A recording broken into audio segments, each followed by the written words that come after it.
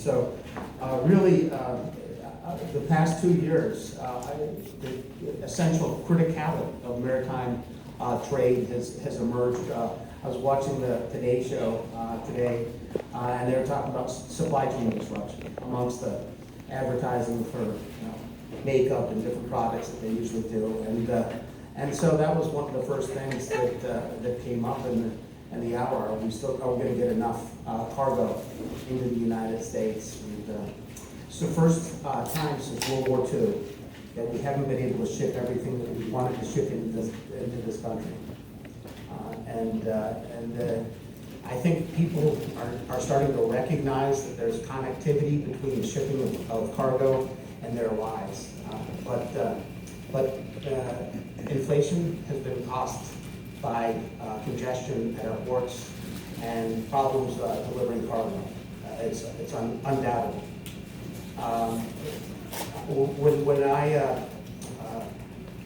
When I talk to, I have so many meetings with shippers right now that never would come into the FMC, and now I'm getting CEOs coming in talking about what the supply chain means to them. And we have a system of just-in-time delivery, and the manufacturing of the products that we use, the retail of products that are manufactured elsewhere are connected throughout the supply chain.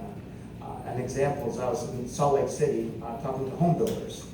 So maritime commissioners don't usually talk to home builders, but I'm talking to home builders now. They said they had planned to build 205 residential units in Salt Lake City. But at the end of the year, they had only completed 140,000. So that means 1/3 of what they planned to build was not completed. Not because they couldn't do it or they couldn't sell it, because they couldn't get the components in that house that they needed to sell it. And so if you look at the price increases across the board, they're the result of a slowdown in the movement of goods. So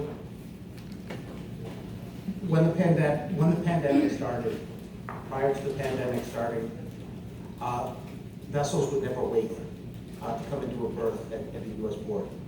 Since the pandemic, we've had a situation where between 100 and 150 vessels are waiting offshore between 1 and 2 weeks. And it's shifted at times. Right now it's concentrated in the Gulf Coast and the Atlantic seaboard. Things are a little bit better in the Pacific, but essentially 100 to 150 vessels are waiting 2 weeks to get into U.S. Space so they can deliver cargo. Rates have increased in ocean shipping 300 to 500%, and the time it takes to deliver cargo is 2 to 3 times longer.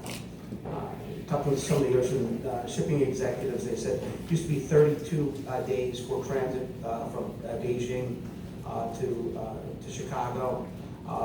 Their benchmark was that they're now doing that in about 80 days because of delays through the supply chain. And the cause of the congestion that we had was really supply and demand. FMC reported that since the pandemic, we've had a 27% increase in imported containers coming into the United States. That's stunning.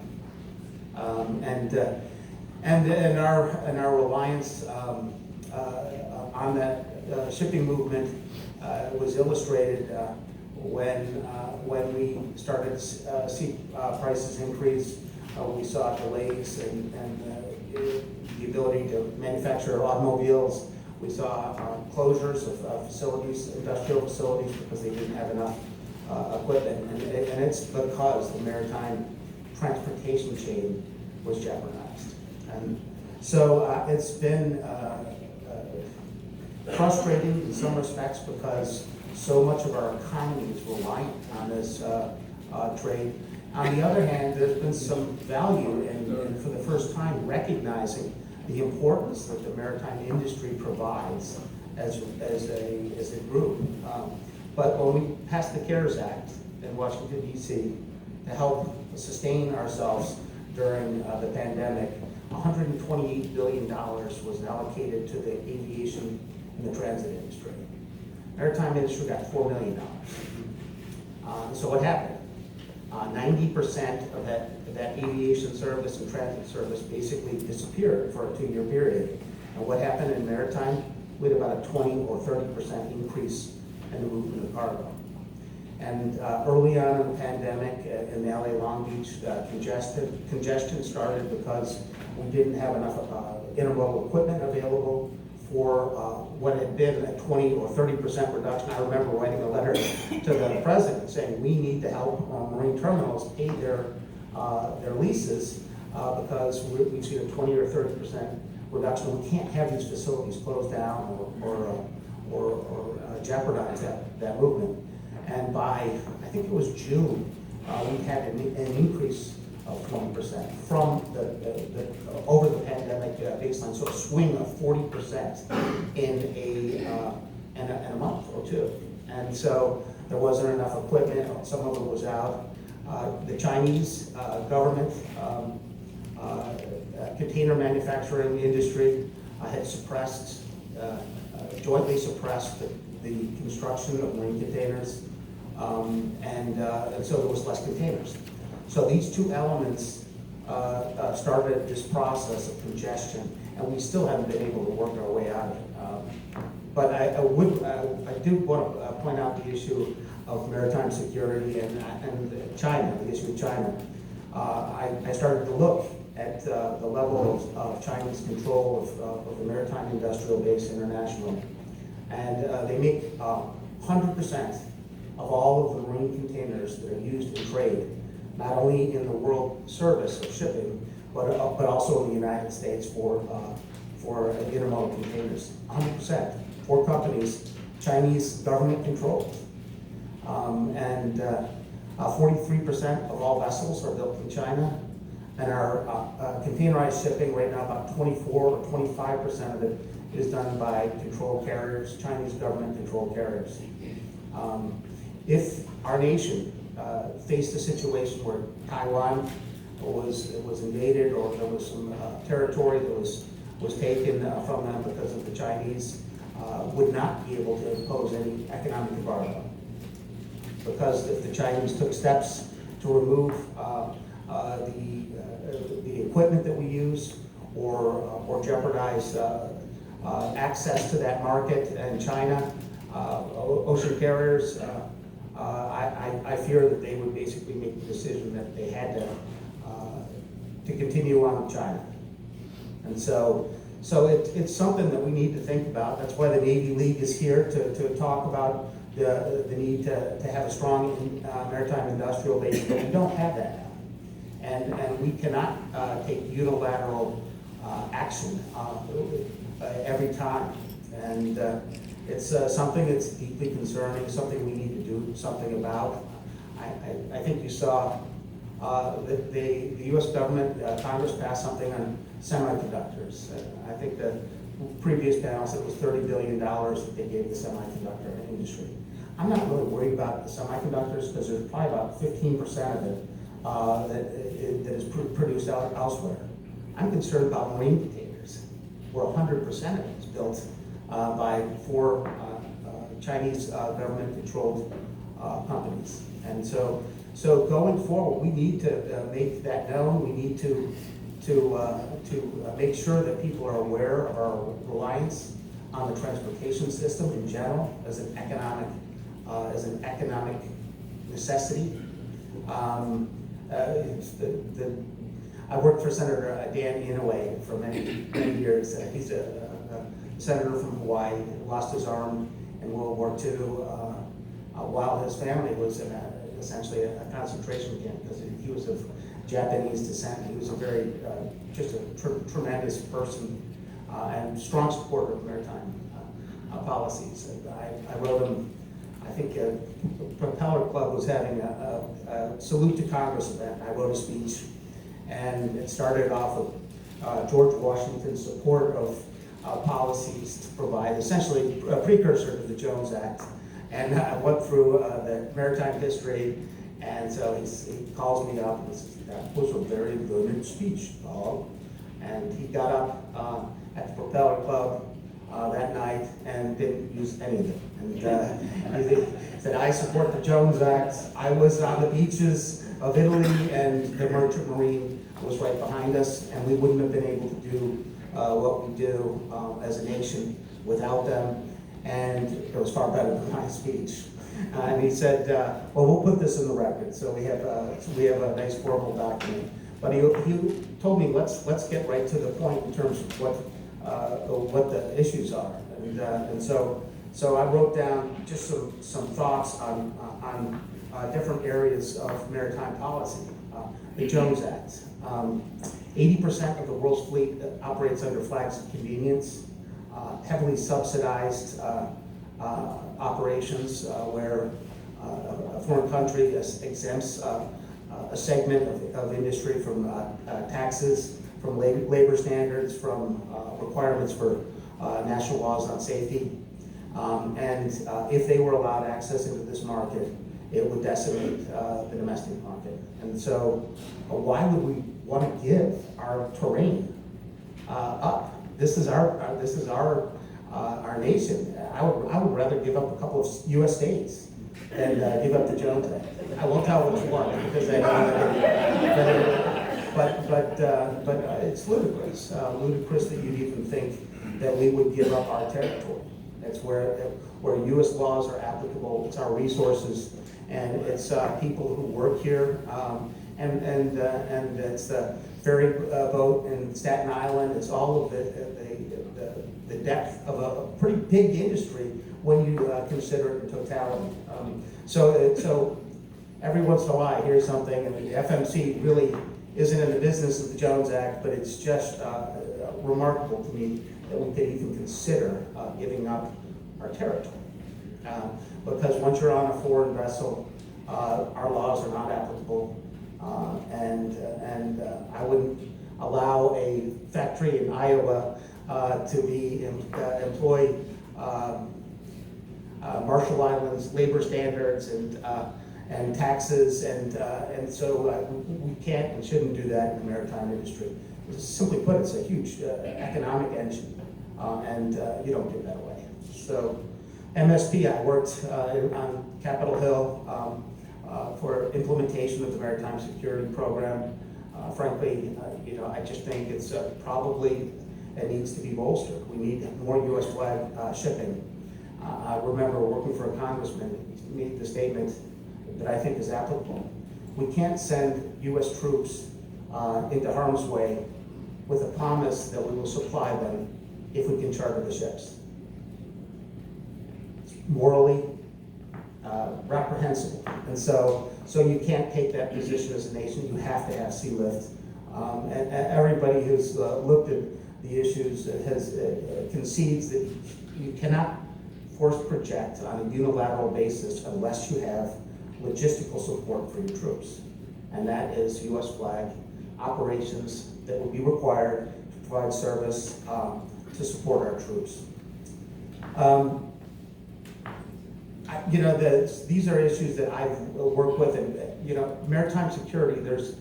It's a lot of different areas. It's U.S. flag shipping, the Jones Act, I believe. It's port security. After 9/11, I was actually in New York on August 28th talking to the Port Authority at the World Trade Center. I still have my entry card. And we were talking about requiring federal standards for port security, which were not in place. And port authorities were, we were working pretty hard on this, and we don't need this. And then 9/11 occurred 2 weeks later, and there was a rush to do port security. But we still have challenges. There's so much cargo moving through our system. It's bred to move efficiently and rapidly, but that poses its own threat. All of that movement comes from foreign sources. And I remember talking to Customs at the time we were doing the implementation of the what became the Maritime Transportation Security Act. They said, well, we're only inspecting about 1% of this cargo, and so I said, but we have layered approach to be able to look at all of the cargo coming in. We have information, we have 180 data elements that we use to target that cargo which is coming in. And we can't at this point inspect every piece of cargo coming in the country, but it does give you pause. What happens if something does get in, and what would happen after that? Probably it's not the economic loss and the challenge to our economy would not be the actual event itself, but what we would do to require levels of security to be imposed. And so talking to them, they said, well, okay, I want to test you, all right? So I said, my wife and I were honeymooning in Italy, and we bought 2 cases of wine. We live 2 blocks from the U.S. Capitol. It was delivered a month later. That had been now, but it was delivered to my door. It was described as olive oil. Pay a lesser tariff duty on that. And so I said, can you run that through? I gave him the names. And see, we wouldn't have been looking at that cargo. I said, well, you're relying on information provided by someone else who's not a citizen of the United States, and we can't rely on the veracity of that as part of our policy on port security. So we've made strides since 9/11, and we're doing better. But again, this is something that could jeopardize the system of movement of cargo in this country, and we need to think about it constantly. And think about it now in the context of what happened and the cost of trillions of dollars of costs that the nation has paid in inflation. And that's what's at stake. So I want to talk now about some of the issues that I'm working on. And at the FMC, the FMC is a sea change right now. We are in high demand. I like to say half the people in the United States that I meet with want to kill me because the industry is having trouble delivering cargo. The other half want to plead for me to do something about it. But the depth of concern is all the way up to the White House. They passed new legislation giving additional authorities to the ocean shipping agencies, primarily the Federal Maritime Commission, and they passed it in a couple of months with strong support. It went through record time, and this is the first time since 1998 that we've had legislation to give a federal regulatory more authority to look at malpractices in ocean shipping. I told you that rates are higher. We're having problems with the assessment of detention and demurrage charges when people cannot deliver equipment to terminals. $2 billion charges. Ocean carrier profits after a long period of time of not being profitable are at all-time records. I think they're going to report $252 billion in profits. The 9 carriers that serve, and this last quarter, 4 of the companies that report income were in the top 100, next to Amazon's and Microsoft's, and so this market is a buoyant market, and it's really not about the price of cargo that affects most shippers. It's really about, can they get service, or is it delayed sufficiently that it harms their market? And so, but the Ocean Shipping Reform Act provides our agency, my agency, more resources. And Erin is here. She's our investigator, area representative. We used to call them, now we call them investigators, because we want them to be fierce and investigatory. And but the FMC regulates $6 trillion of commerce. That's cargo being shipped in. And Chris, Connor's over there. I will credit you with the statistics, and $4.5 billion of services related to the movement of that cargo. And so $6 billion. We have 6 investigators in the United States. So that's 1 investigator for every $1 trillion of commercial activity.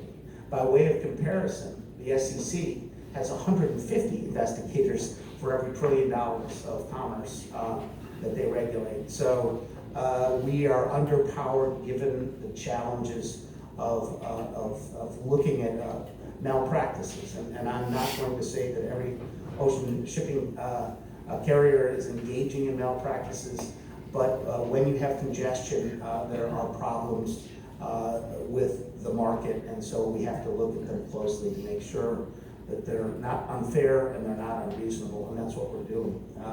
So we have new requirements we're imposing on assessing detention and demurrages, payments, and this process is an expedited process so that the FMC can assess the legitimacy of these payments, these costs, and we have to protect the shipper public. I would love to. When I first started working on maritime issues, 2 of the largest liner companies in the world operated here. They were, in my view, the best. Sea Land Services and American President Lines. We sold both of those companies while I was in Congress working on the Hill, and it's a big regret that we didn't sustain what were 2 very vibrant maritime companies. But we don't have, I think someone said, 0.04% of our cargo is shipped by U.S. flag, and that's not acceptable. And I will tell you, during this pandemic, I've had situations where people have come to me for help shipping cargo into the United States. Products, for instance, that go into clean drinking water, to purify drinking water. I'm like, what is that product? And it's activated carbon. It's used to clean drinking water. And it's in China and it's in Korea, and we can't get it. I said, what would that mean? That would mean that we have to close water production in certain areas that don't have it. Healthcare products, respirators. During the pandemic, I had to talk with port directors in LA and Savannah to see whether they could try to expedite some of the movement of this cargo because we were getting dangerously low. So it's not just about the national security implications of having shipping. It's about economic security, controlling yourself. So it's amazing to me that they would even have to go into a Federal Maritime Commissioner's office and ask for help on this. They should be talking to the president. And so if we're in that position right now, we need to do something about it. It's all about getting cargo for U.S. flag ships. That's what the question is. How can they compete? And it's about getting cargo. I don't know why we don't provide a rebate for U.S. shippers that ship on U.S. flag ships. Say they can add 10% to their business costs if they use a U.S. flag vessel. That probably would pay for itself because of the fact that 99.6% of all of our other cargo goes to a foreign carrier and is not taxed, and there's no income on it at all. It's just it's an export. It's a trade imbalance. We have to be creative going forward, but there are issues at stake that are beyond military support. And that's our ability to economically control our destiny here in the United States, and our reliance on the market. As I said, China right now has made China Silk Road Initiative is an initiative that they've spent billions of dollars on. It's intentional. I talked to ocean carriers that are not from China, and they are concerned They have meetings, and the Chinese start talking about different issues and whether they can buy assets, and so they don't compete on the same commercial basis that other countries do. And so we have to acknowledge that. We have to acknowledge our dependence on it, on shipping, and we need to provide a way to at least come back in the event that there's some disruption or some political dislocation. I'm we're not there right now.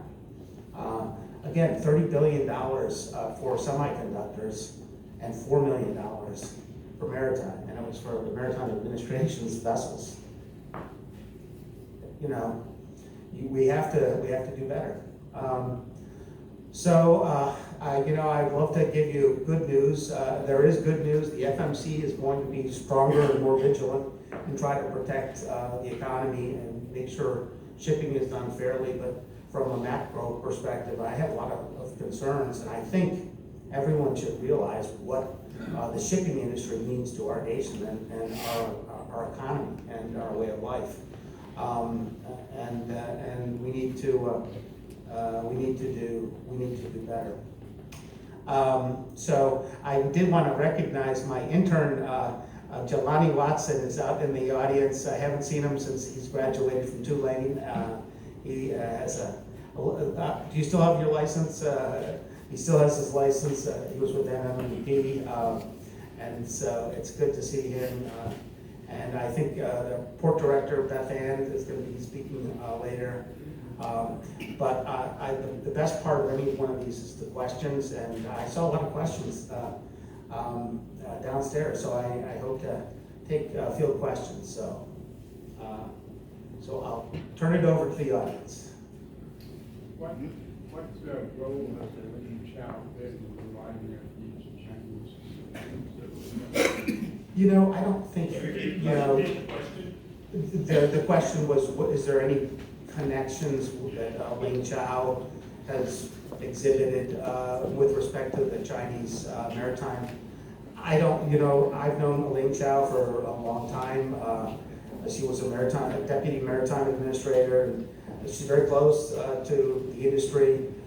So I can't tell you behind the scenes whether or not there's any connection, but I don't think so. I think she's been a pretty strong supporter of the U.S. maritime industry, and so that's all I can see facially. That she's a supporter of the U.S. flag and that sort of thing. 9/11 was 20 years ago, and then we had a global pandemic, and it seems like it's only a crisis that makes people pay attention to shipping. What do you think can shift that? How can we better present the case this is important instead of reacting to crisis after crisis? I think we need to capitalize on this. I mean, the facts are in our favor.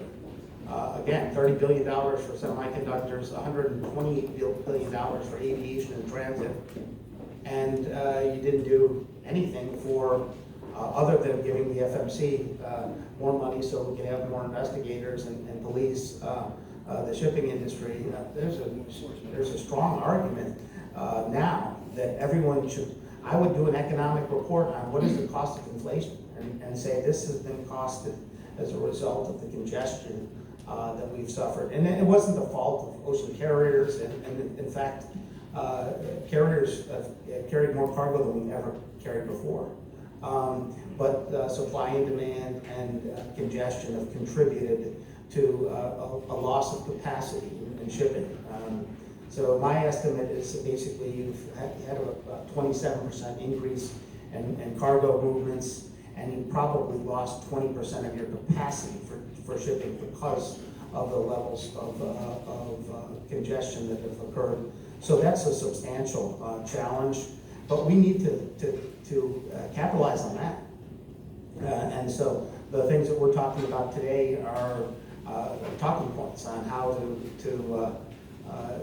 capitalize on what is a bad situation.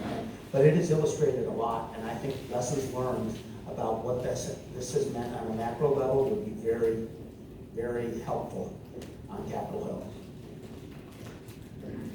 Commissioner Bentzal, picking up on your theme about the importance of a U.S. flag merchant fleet and the fact that we, for all intents and purposes, don't really have one. What we have, that 0.4% is, probably slot charter space being on the back of the MSP program. But there was Mike Roberts, who you probably know. Sure, sure.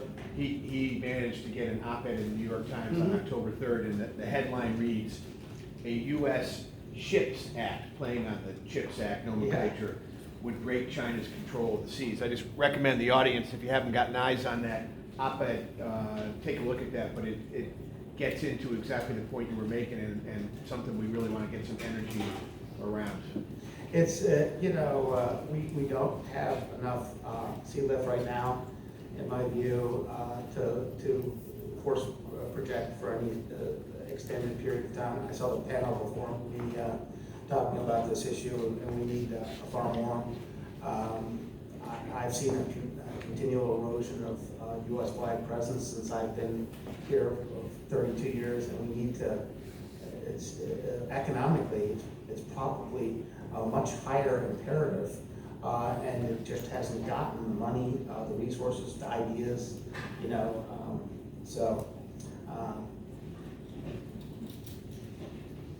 As a journalist, someone pointed out to me recently that I've written articles very critical of the Navy, Department of Transportation, and as Admiral Mulgrew, I will say, even though I love them, I've written a few negative articles about the Coast Guard. He pointed out I've never written a negative article about the FMC, and he said, well, you can now. This is your opportunity.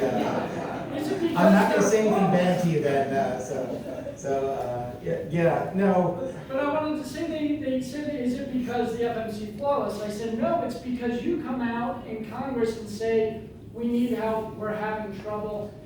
The chairman's been on the major media saying, we are failing here, where the Navy tends to say, we can figure out Red Hill, and the Coast Guard says, we can. Coast Guard does it even worse. The Navy League is an interesting organization because it encompasses the sea services and the Navy and the Coast Guard. But everyone is in this together. I mean, hopefully, Admiral, when you get out, you're going to be working in the maritime industry, and the Navy, the same. We're part of the sea service of the United States, and it's a broad group of people, and so as the system goes, everybody goes. And so FMC's role is to make sure things are fair and we can protect the shipping public from unfair practices, that we can allow the industry to work together and coordinate. I'm working on right now something called the Maritime Transportation Data Initiative, and met with Chris and the ports, and I'm going to be meeting with him. But I believe we need a federal standard that would be applicable for the dissemination of information on intermodal cargo shipping. It's wrong that you go into an airport and you know when you're going to be, how many parking slots are available on each parking garage, that you know that your shuttle's going to get there, that you know when you get in there which gate to go to, that you know when you're going to arrive. And on the maritime side, we don't have that system of information, and we need to harmonize that. So we need to make the system more efficient. So I'm going to be proposing national standards in next year on the movement of cargo, to provide requirements for information to be made available through the movement of that system. Yeah, I think you've been up there for a while, so. Yeah, I was actually going to ask about data standards, but what are the challenges of establishing these data standards? How does the new legislation support your efforts? And how will data standards enable us to compete and keep tabs on China? Well, so what we're looking at is a track and trace methodology, basically mandating that we get information through the movement of cargo. So ocean carriers would have to publish when they're going to be taking voyages, where they are in real time and status. You can see a blip and it moves very slowly on an AIS signal, but they don't tell you when when they actually think that they're going to get into a port. When the port is discharging cargo, when a ship is coming in, they have to provide real-time information on when the terminal should accept cargo coming in. And then when your terminal, people that have cargo at a terminal should know exactly what's going on. Is it available? Is it, does free time, when does free time end? When does demurrage start? Is it out for stuffing or stripping or some other place? And then on the intermodal rail side, we need to be able to know where that cargo is, and we need to work this through the ports. And so my proposal would be that the ports themselves will facilitate a lot of this information. So I think that's, in terms of the Chinese, it will give us a greater awareness of everything that's going on.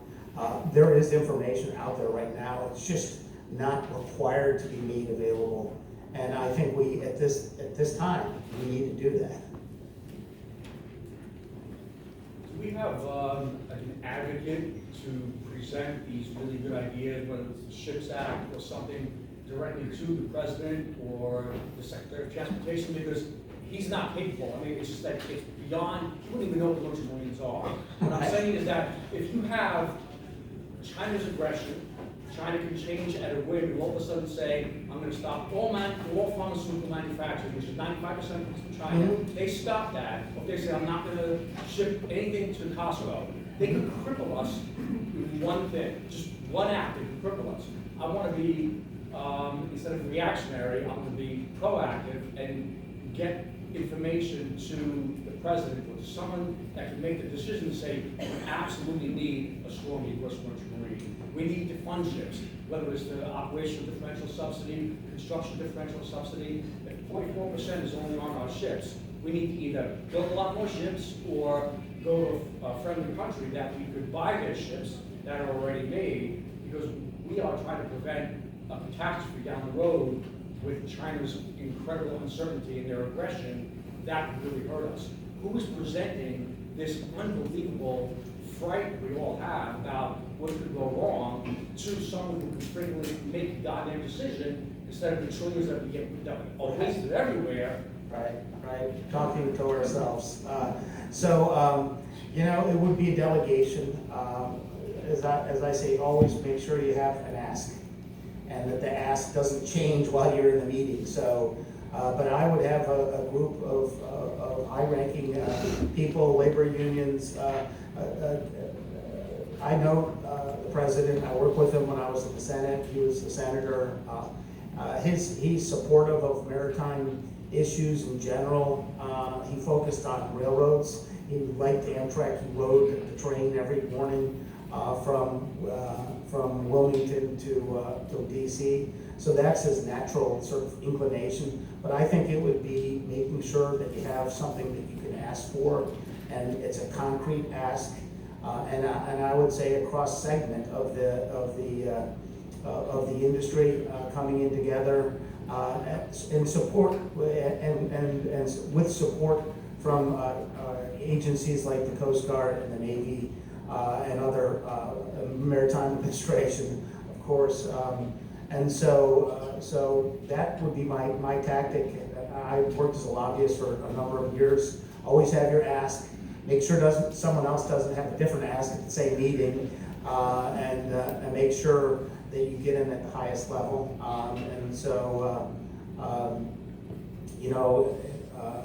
A cross section of the industry together would be persuasive. The FMC and Maritime split in 1961. Obviously, it's a much different shipping environment back then. Obviously, shipping has changed. Our position has changed in the world. Is it time for us to relook? You said there's traction right now in Congress for reform. You just had the Ocean Shipping Reform Act. Do we need to relook at how the federal government looks at shipping? Do we need something more akin to, someone like the NFA administrator, who has much more power than either the Maritime administrator or the FMC? Yeah.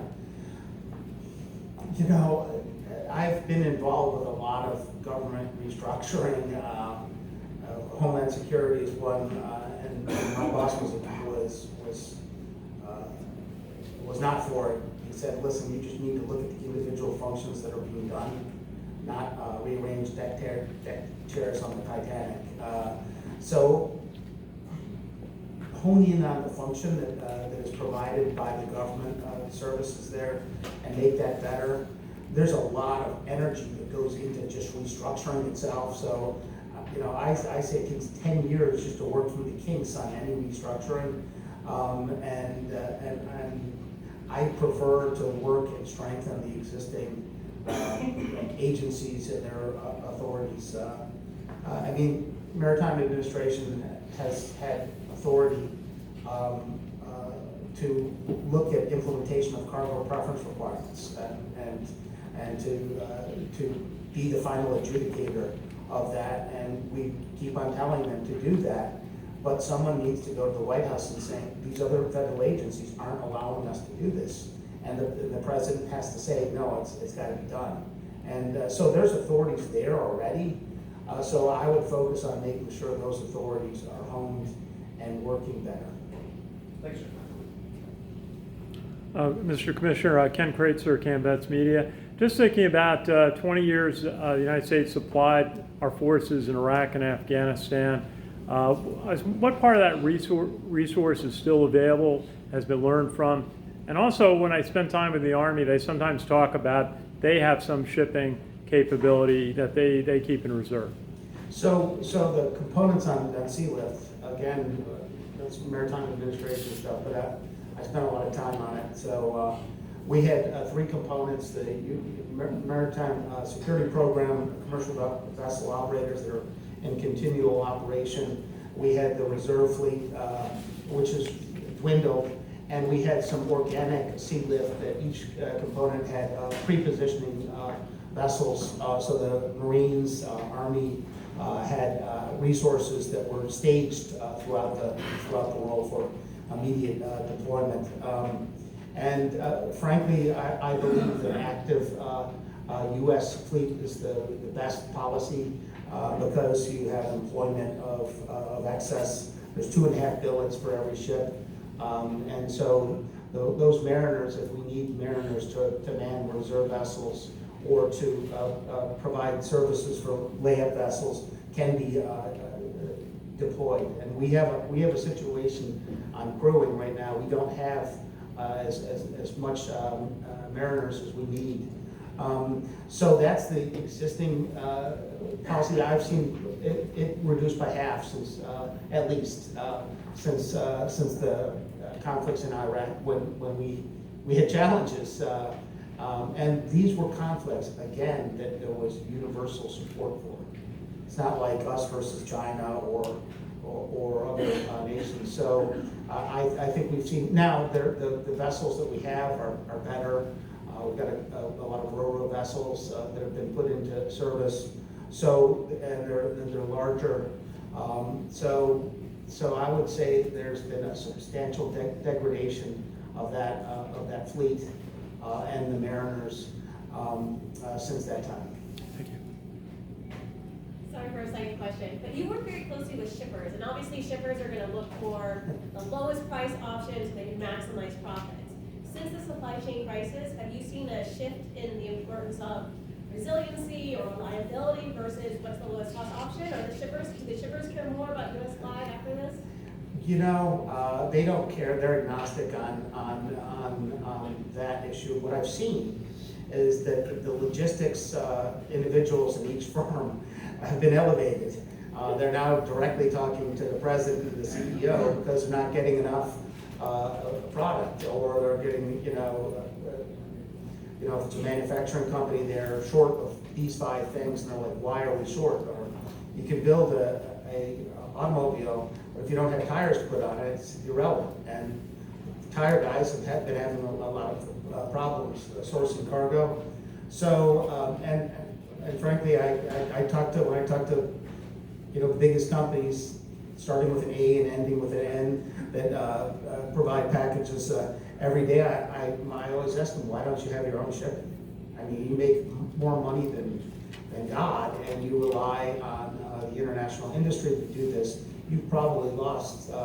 And so a few months later, I was at the Port of Baltimore, and I saw Maritime containers with a swoosh on it, Amazon swoosh. I thought, why are they painting Maritime containers? And so, you know, they should be looking at that. They were chartering ships to take 300 containers in, sort of clogging up the system because they were getting frantic. And there was a lot of panic activity occurring. So, you know, I think it's probably elevated, and they're starting to rethink their strategy. But they're completely dependent on the 9 or 10 major ocean carriers that provide service, containerized service.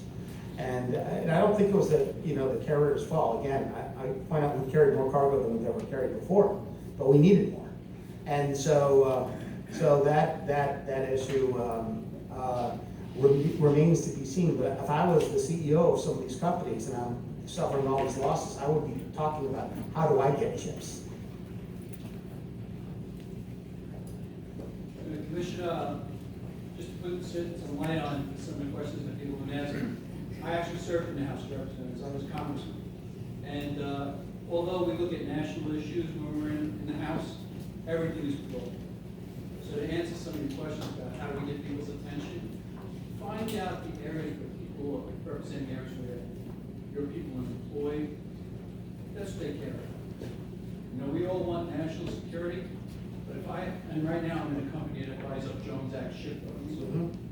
And I sat on Homeland Security and chaired the subcommittee on Homeland. People care about what's parochial to them, what's affecting their constituents, because the number one goal of a person in elective office is to get reelected. And so these big issues, and certainly President Biden is concerned about national security in our maritime industry. He's got 1,000 other things on his plate too. The Commission knows that. The Commission knows about parochialism, having worked for a senator in Congress. So I would concentrate on the areas of your interest, of what areas of our country those representatives who have a port in their district, who have a shipbuilding company in their district, who have, all of us get to appoint 10 individuals, women and men, to the Merchant Marine Academy in Congress. Talk to those representatives, say, I had trouble filling my 10. Sure, I had hundreds of kids that wanted to go to Naval Academy in West Point. I only had 5 appointments there, and 10 to the Merchant Marine Academy. So I think as you're struggling to see whose attention we can get, all politics are local. You go to people who this is going to affect the most. Yeah, when I first started there, they had a committee on merchant marine and fisheries, and we had hearings on maritime issues 3 or 4 times a month, and so there was members from coastal areas would be on that committee, and it's the structure of Congress is much more top-heavy in terms of decision processes than when I was working there. And we lost a little bit when we got rid of that committee, because you could bring these issues and you could elevate it. I worked for Senator Hollings, Senator Inouye, and Senator John Rowe when I was on the Senate.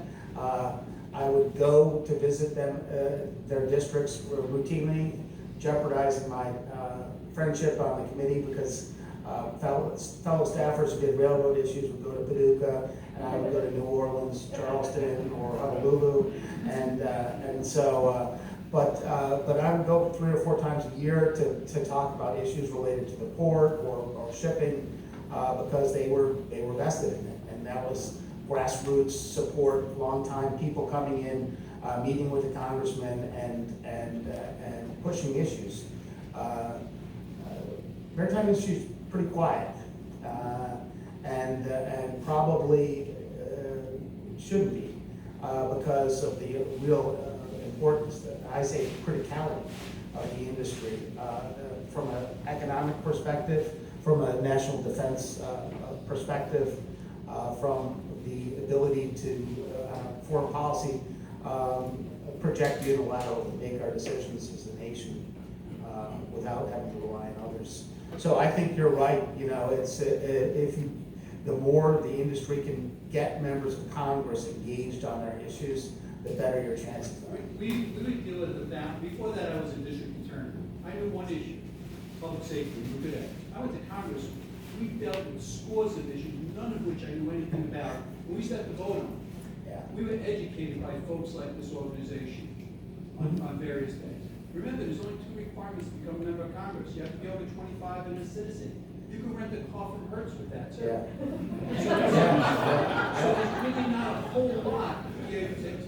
I'm talking about people who were farmers and corn huskers in Nebraska that now are making decisions affecting our national security. So, you know, I was on the floor when we were doing the first book, what became the Maritime Security Program, and I remember members of Congress coming up to me during the vote on various amendments, and a couple of them would say, I'm not going to say who it was, but it was a well-known lobbyist from a labor union, say, how would Gordon want us to vote? And that was the question that they had, you know. And I would say he would want you to vote green on this. And so yeah, there is always that, you know, that firsthand connection. When we had the Merchant Marine and Fisheries Committee, there was just a lot more attention. A lot of coastal members were at there, so we would have more visibility than they have now. They've sort of consolidated community jurisdiction and politically made decisions there. In the Senate, a lot of these members have gone through the House and have been conditioned on it. I worked with Senator Breaux, and the first week I was there, I got yelled at by a scheduler, and she said, "You're not coming here and telling him about the maritime dirt. He likes to know who's screwing who." So I probably shouldn't have said that publicly, but don't take that down as part of the quotes from. It's because he spent a lot of time on those issues, and he, just like you talked about your knowledge of public safety, he knew maritime. I think I've exhausted everyone, so that.